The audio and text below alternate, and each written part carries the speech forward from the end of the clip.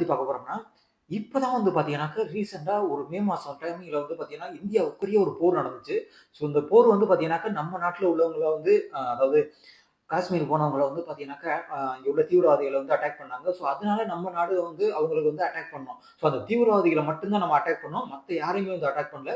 So அது மட்டும் இல்லாம இப்போ வந்து ரீசென்ட்டா வந்து இவர் வந்து அங்கே உள்ள ஆப்கானிஸ்தான் அமைச்சர் வந்து நம்ம இங்க வந்து பார்த்துட்டு செய்திகளையும் பார்த்துட்டு போனாங்க. ஸோ அதுக்கப்புறம் பார்த்தீங்கன்னா, மிகப்பெரிய ஒரு அட்டாக் வந்து பாகிஸ்தான் வந்து ஆப்கானிஸ்தான் மேல பண்ணியிருக்காங்க அப்படிங்கிறாங்க. ஸோ அதுக்கு அ அகைன்ஸ்டா என்ன பண்ணியிருக்காங்கனாக்கா, ஆப்கானிஸ்தான்ல உள்ள டிடிபி அப்படிங்கிற ஒரு அமைப்பு வந்து பார்த்தீங்கன்னாக்கா, அவங்களோட மிக முக்கியமான இடங்கள வந்து பிடிச்சிருக்காங்க அப்படிங்கிற மாரி சொல்றாங்க.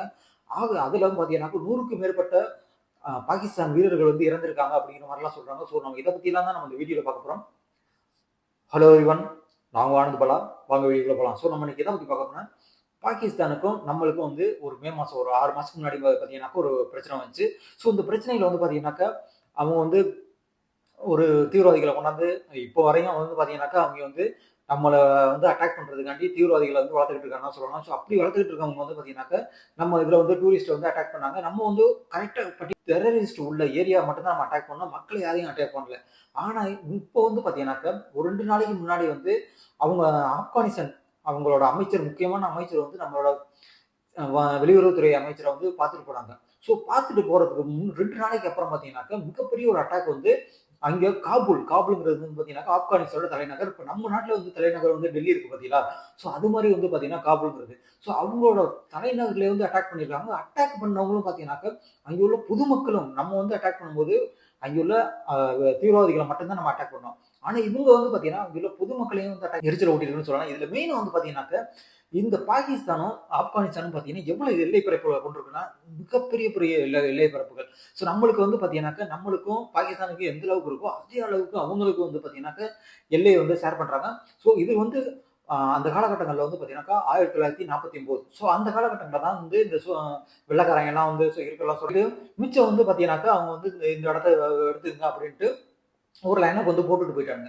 ஸோ போட்டுட்டு போகும்போது தான் பார்த்தீங்கன்னாக்கா, அவங்க என்ன பண்ணியிருக்காங்கன்னா, இதுல வந்து அந்த ஒரு அதாவது இந்த மலைவாழ் மக்கள் இருக்காங்க. ஸோ அவங்களோட இடமும் வந்து பார்த்தீங்கன்னா, ஆப்கானிஸ்தான் இடமும் பாகிஸ்தானுக்கு வந்து லைன் போட்டு குடுத்துட்டு போயிட்டாங்க. ஸோ இதனால வந்து பார்த்தீங்கன்னாக்கா, இங்க உள்ள பாதி மக்கள் வந்து இப்ப டிடிபி அதாவது அது ஒரு அமைப்பாவே உருவாகி நாங்க வந்து ஆப்கானிஸ்தானோட சேரணும்.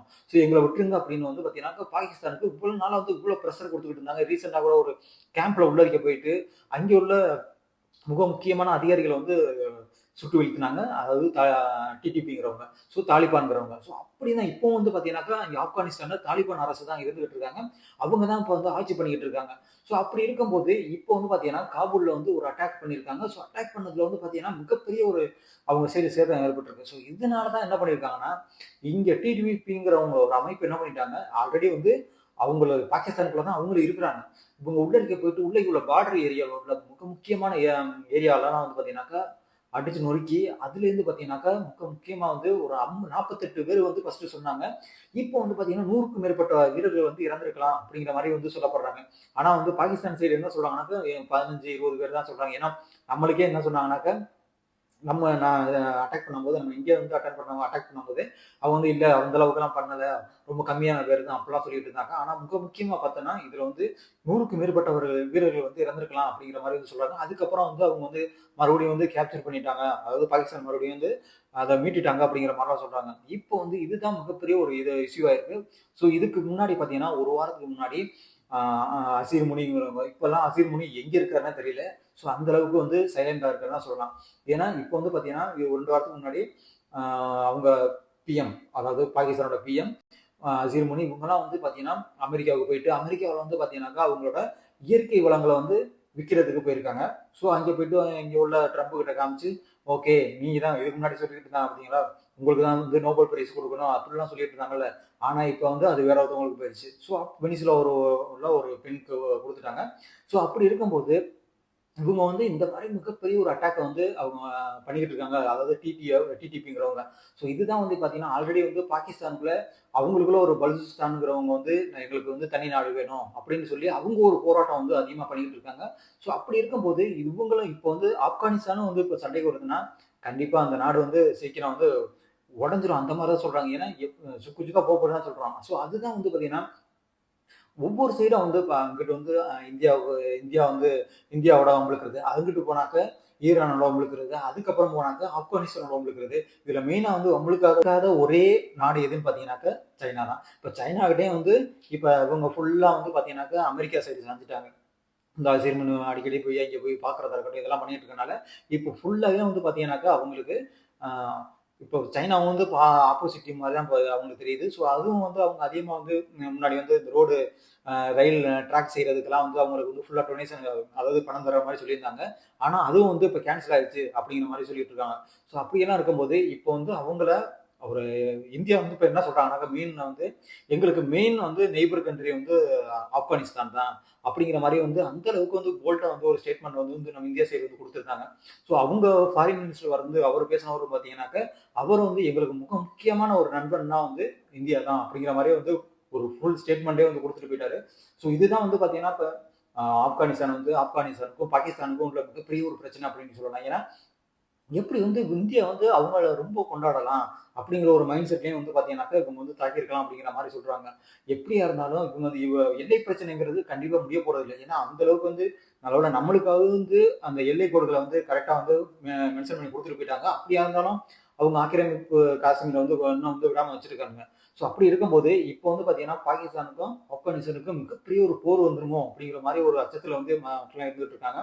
ஏன்னா இப்ப ரீசெண்டா தான் பாத்தீங்கன்னாக்கா ஆல்ரெடி நிறைய போர்கள் வந்து நடந்துகிட்டு இருக்கு. யுக்ரைன், ரஷ்யா அது மட்டும் இல்லாம இங்கிட்டு பாத்தீங்கன்னாக்கா அரபு கண்ட்ரிகள்ல வந்து பாத்தீங்கன்னாக்கா இஸ்ரேல் அடிக்கிறதா இருக்கட்டும். இந்த மாதிரி மிகப்பெரிய ஒரு போர்கள்லாம் போயிட்டு இருக்கு. இப்பதான் வந்து போர்லாம் கொஞ்சம் கொஞ்சமா வந்து காசாவோலாம் வந்து கொஞ்சம் அமைதி ஏற்பட்டிருக்கு அப்படிங்கிற மாதிரி சொல்றாங்க. ஆனா இதெல்லாம் இதுக்கு நடந்துட்டு இருக்கும்போதே பாத்தீங்கன்னா, இப்ப இந்த போர் வந்து மிகப்பெரிய ஒரு போரா மாறிடுமோ அப்படிங்கிற ஒரு அச்சத்துல இருந்துட்டு இருக்காங்க. ஸோ இது என்ன பண்ண போறாங்க? எப்படி எப்படி இதுல இருந்து வெளில வர போறாங்க அப்படின்னு தெரியல. ஏன்னா பாகிஸ்தானுக்கு அங்க வந்து ஆல்ரெடி வந்து பொருளாதாரம் வந்து ரொம்ப கம்மியில இருக்கு. ஸோ அப்படி இருக்கும்போது எப்படி வந்து இவங்க இவ்வளவு தைரியமா வந்து ஒரு நாட்டை வந்து அட்டாக் பண்றாங்க அப்படிங்கிற மாதிரி தெரியல. ஸோ இதனால வந்து பாத்தீங்கன்னா அவங்களோட மக்கள் தான் வந்து வந்து கஷ்டப்படுவாங்க ஒழிஞ்சு அடுத்த மக்கள் வந்து யாரும் வந்து கஷ்டப்பட மாட்டாங்க. இப்ப டிடிபிங்கிறவங்க வந்து பாத்தீங்கன்னாக்கா அவங்களோட இனத்தை வந்து எங்களை வந்து நீங்க வந்து ஆப்கானிஸ்தான விட்டுருங்க. நீங்க வந்து எங்களை வந்து நீங்க எங்க எல்லை கோடுகளை வந்து மாத்துங்க அப்படிங்கிற மாதிரி தான் அவங்க சட்டம் போட்டுட்டு இருக்காங்க. ஸோ அதனால வந்து பாத்தீங்கன்னா இப்ப ரீசெண்டா கூட அங்க ஒரு ட்ரெயினை வந்து ஹைஜாக் பண்ண மீனா வந்து அங்க நடந்துட்டு இருக்கு. ஸோ ஆல்ரெடி வந்து பாகிஸ்தானுக்கு நம்மளுக்கும் ஆல்ரெடி பிரச்சனை வந்துட்டு தான் இருக்கு. இப்போ வந்து ஆப்கானிஸ்தானுக்கு பிரச்சனை வந்துருச்சு. இனிமே வந்து பாத்தீங்கன்னா மிகப்பெரிய ஒரு சிக்கல்ல தான் பாத்தீங்கன்னாக்கா இந்த பாகிஸ்தான் இருக்க போறாங்க அப்படிங்கிற மாதிரி தெரியுது. ஏன்னா இவங்க வந்து ஆல்ரெடி வந்து அமெரிக்கா இருக்காங்க அப்படின்னு இதுக்கு முன்னாடி வந்து சைனா இருக்காங்க அப்படின்னு நினைச்சிட்டு இருந்தாங்க. இப்போ வந்து பாத்தீங்கன்னாக்கா அமெரிக்கா இருக்காங்க அப்படிங்கிற ஒரு தைரியத்துல வந்து இதெல்லாம் பண்ணிட்டு இருக்காங்க.